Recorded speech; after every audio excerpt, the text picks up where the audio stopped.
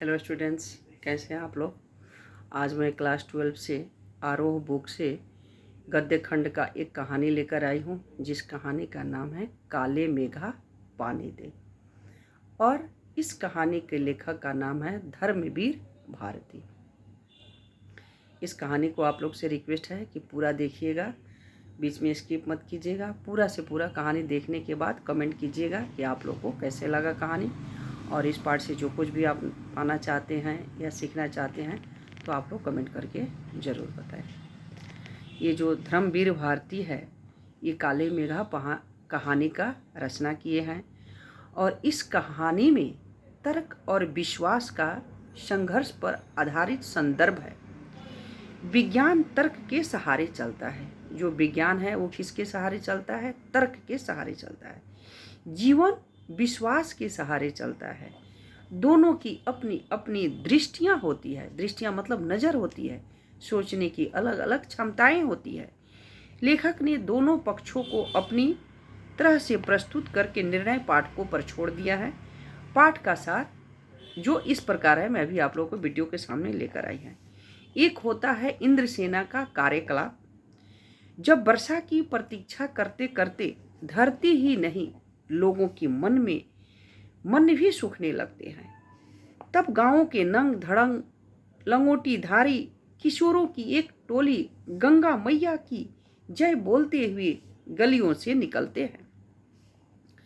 वे घर घर जाकर आवाज लगाते हैं, पानी दे मैया, इंद्रसेना आई है। उन्होंने घर घर के सामने जाकर खड़े होकर आवाज लगाते हैं कि पानी दे मैया, इंद्रसेना आए हैं। लेखक ने दोनों पक्षों को इस तरह से इसमें उकेरा है। फिर क्या होता है, जो गंगा मैया की जय बोलते हुए ये जो इंद्रसेना थे गलियों से गुजरते हैं और घर घर में जाकर पानी मांगते हैं। तब घर की औरतें दुमंजिले के बारजे पर चढ़कर, जो रेलिंग होता है, जो जिसको बालकनी बोलते हैं, उस पर चढ़कर उन पर घड़ा भरकर पानी उड़ेल देती है।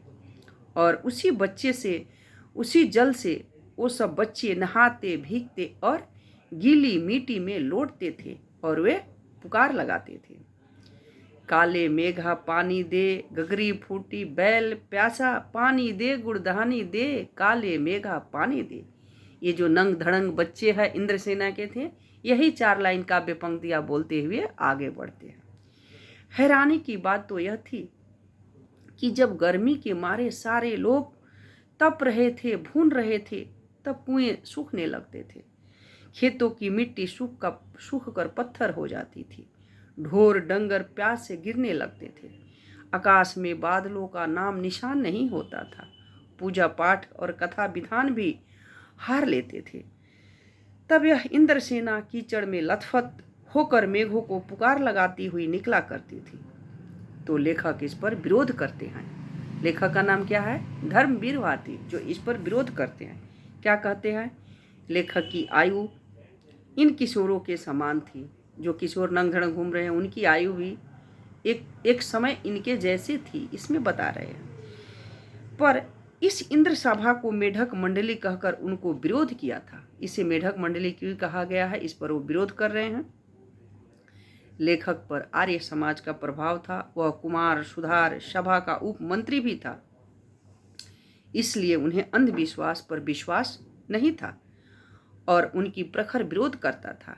उसे समझ में नहीं आता था कि जब पानी का पहले ही इतना अभाव है तो कठिनाई से लाए गए पानी को बेकार में क्यों बहाया जाता है। जब पानी की इतनी किल्लत है तो फिर ये क्या है कि सारी औरतें घर से बाहर निकलकर जो पानी स्टोर करके रखी है, बालकनी से ऊपर गगरी से इंद्रसेना के ऊपर धड़ेल उड़ेल दे रही है। तो इससे फिर फायदा क्या हो रहा है? जो पानी की कमी है तो पानी के बचाओ, लेकिन लोगों का मानना है कि नहीं, जब तक हम इंद्र भगवान को पानी समर्पित नहीं करेंगे तो हमें इंद्र भगवान कहाँ से देंगे। इसलिए उन्हें अंधविश्वास कहता था और उनका प्रखर विरोध करता था। उसे समझ में नहीं आता था कि जब पानी का पहले ही इतना किल्लत है तो फिर पानी इतना क्यों बर्बाद किया जा रहा है। अगर यह सेना इंद्र की है तो सीधे इंद्र देवता से पानी क्यों नहीं मांग लेते। ऐसे ढोंगियों के कारण ही हम भारतीय अंग्रेजों से पिछड़ गए और गुलाम बन गए हैं। एक जीजी थी जो हमेशा पानी देती थी। लेखक की समस्या यह थी कि उसने सबसे पहले श्रद्धा अपनी जीजी पर थी, परंतु जो जीजी थी इंद्र सभा तथा अन्य अंधविश्वासों को बहुत मानती थी। वह हर प्रकार की पूजा तथा अनुष्ठान लेखक के हाथों से ही करवाती थी। वह चाहती थी कि इस पूजा विधान का फल लेखक को मिले। जो लेखक थे जीजी को बहुत मानते थे और जीजी भी लेखक को बहुत मानती थी। तो जीजी ये सोचती थी कि जो भी पूजा पाठ हो लेखक करे, जिससे उनका पूरा फल प्राप्त मिले। जीजी ने इंद्र सभा पर पानी फेंकवाने का भी लेखक से करवाना चाहा। जीजी ने क्या सोचा कि लेखक के द्वारा पानी जब फेंकवाएंगे इंद्र सेना पर तो शायद इंद्र भगवान खुश होकर ज़्यादा से ज़्यादा पानी देंगे। परंतु लेखक ने इस गंदी मेढक मंडली पर पानी फेंकने से इनकार कर दिया। जीजी ने अपने बूढ़े और कांपते हाथों से पानी को बाल्टी फेंकी। लेखक जीजी से न बोला तो और न उनके हाथों से लठ मठरी खाई। तब जीजी ने उसे गोद में लेकर ये बातें समझाई कि तूने पानी क्यों नहीं फेंका, तेरे हाथों से फेंकने से इंद्र भगवान इंद्र देवता खुश हो जाते तो जल्दी से बारिश कर देते। जीजी ने तर्कसंगत बात कही, अगर हम इंद्र भगवान को पानी नहीं देंगे तो वो हमें पानी कहाँ से देंगे। लेखक ने तर्क दिया, यह सब अंधविश्वास है। लेखक ने क्या बोला कि यह सब अंधविश्वास है, कोई जरूरी है हम पानी देंगे तो इंद्र देवता पानी देंगे, ये तो पानी का वेस्ट हुआ कि हम दूसरे उम्मीद में हम जो हमारे पास है उसको भी हम बर्बाद कर रहे हैं। जीजी ने तर्क दिया, यह पानी की बर्बादी नहीं है, यह अर्घ है। अर्घ अर्घ समझते हो ना, जो सूर्य देवता को दिया जाता है, यह अर्घ है। मनुष्य दान में कुछ देगा तभी उसे कुछ प्राप्त होगा। ऋषियों ने भी दान और त्याग का महिमा गाई थी, परंतु जो त्याग था वह नहीं है। करोड़ों रुपयों में से दो चार रुपये के लिए जाए। असली त्याग तो वही है जो चीज तुम्हारे पास कम है उसे भी लोक कल्याण के लिए दे दिया जाए तो ऐसी दान से ही फल मिलता है। ये सचमुच ये जो कहानी है ना बहुत अच्छा है। ये जो कहानी है मतलब मेरी भी मानना है, मैं भी इन चीज़ों को मानती हूँ कि जब हम कोई चीज़ दान करते हैं ना तो वो चीज़ दुगुना हमारे पास प्राप्त हो जाता है। ये मेरी फीलिंग्स है, मेरी अनुभव है। मैं कई चीज़ों में मैं भी देखी हूँ। मैं कहीं जाती हूँ किसी जगह तो भगवान के नाम से कुछ ज़रूर वहाँ गरीबों को इधर उधर दान कर देती हूँ, लेकिन कुछ दिन के बाद मुझे एहसास होता है किसी न किसी रूप में कहीं से न कहीं से उससे दुगुना मेरे पास प्राप्त हो जाता है। तो ये कहानी कोई झूठी कहानी नहीं है, मानना है जब हम किसी को कुछ देते हैं, कुछ देंगे तो मुझे ज़्यादा प्राप्त होगा। तो इसलिए किसी को दान करने में पुण्य करने में आप लोग मत हिचकिचाइए। आपके पास जो ही समर्थ है, जितने ही समर्थ है उतना से थोड़ा सा कुछ न कुछ पुण्य का काम कर दीजिए, ये बहुत ही फ्यूचर में अच्छा रहता है। एक कहानी है ना, कर भला तो हो भला।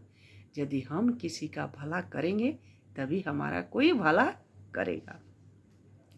लेखक ने जीजी के तर्कों पर विश्वास निढाल रहा था, फिर भी वह अपनी जीत पर अड़ा रहा। तब जीजी ने उसे कहा, किसान भी 30-40 मन गेहूं उगाने के लिए पहले 5 सेर खेतों में डालते हैं। आप लोग देखे होंगे कि जब खेती का काम होता है, जब किसान अन्न उपजाते हैं तो उन्होंने मिट्टी की खुदाई करते हैं और कुछ अन्न के दानों को उस मिट्टी में समर्पित करते हैं।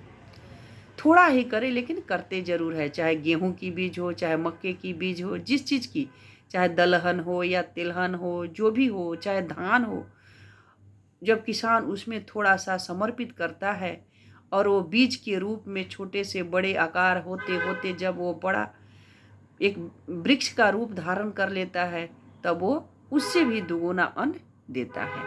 तो लेखक का कहना है कि जब एक किसान भी खेती करता है तो सबसे पहले उन खेतों में अन्न को बोता है, बीज के रूप में बोता है, तभी उससे वो दुगुना तिगुना चौगुना के रूप में किसान के पास प्राप्त होता है, जो हमारे देश तक विदेश तक भोजन के रूप में हमें प्राप्त होता है। तो यथा राजा तथा प्रजा, जैसे राजा होती है वैसे ही उनकी प्रजा होती है। कर भला तो हो भला, हम जब दान करेंगे तभी हमें पुण्य प्राप्त होगा। यहाँ प्रजा और राजा गांधी जी की इसी बात को समर्थन करते थे कि यदि यहाँ का राजा वैसा है तो प्रजा कैसा होगा। लेखक इस बात पर टिप्पणी करते हुए कहते हैं कि लगभग 50 वर्ष हो गए। अब उसके मन में बार बार यह प्रश्न आता है कि हम लोग देश के लिए क्या किया है। हम मांगे तो बड़ी बड़ी करते हैं, किंतु उसमें त्याग का नाम निशान नहीं होता है। हम भ्रष्टाचार की बातें तो करते हैं, किंतु स्वयं उसमें लिप्त है। काले मेघ पानी बरसाते हैं, पर गगरी फूटी की फूटी रह जाती है। बैल प्यासे की प्यासे रह जाते हैं।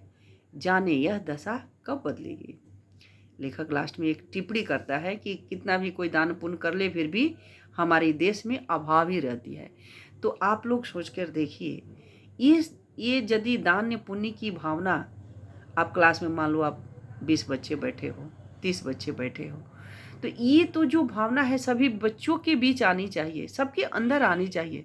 मान लो यदि 10 बच्चे दान की भावना से कुछ देने जा रहे हैं और 10 बच्चे सोचेगा चलो उसी में से लेके खा लेता हूँ, तो कहाँ से फिर सबकी तो भला नहीं हो सकती है ना।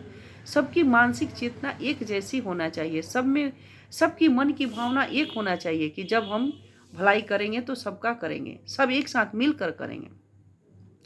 तो जब ये हम मिलकर नहीं करेंगे तो हमारी देश की स्थिति नहीं बदल सकती है, नहीं सुधार हो सकती है। ये जो हमारी कहानी है काले मेघा पानी दे का संक्षिप्त में यहीं पर सार मैं ख़त्म करती हूँ। और आप लोग कमेंट करके बताइए क्या आप लोगों को नहीं समझ में आया, क्या अच्छा लगा, क्या बुरा लगा, ज़रूर कमेंट कीजिएगा। आप लोग कमेंट नहीं कर रहे हैं इसलिए मेरे को थोड़ा सा इंटरेस्ट कम हो रहा है, इसलिए आप लोग कमेंट करके ज़रूर बताएं आगे इस पार्ट से क्या चाहिए। MCQ चाहिए, क्वेश्चन आंसर चाहिए। हाफ ईयरली एग्ज़ाम आने वाला है, इसलिए मन से पढ़िए, अच्छे से पढ़िए। जो भी परेशानी हो रही है मेरे पास कमेंट करके पहुंचाने का कष्ट करें। मैं वीडियो के रूप में मेरे से जितना हो सकेगा मैं आप लोगों की मदद करना चाहूँगी। तब तक के लिए अलविदा।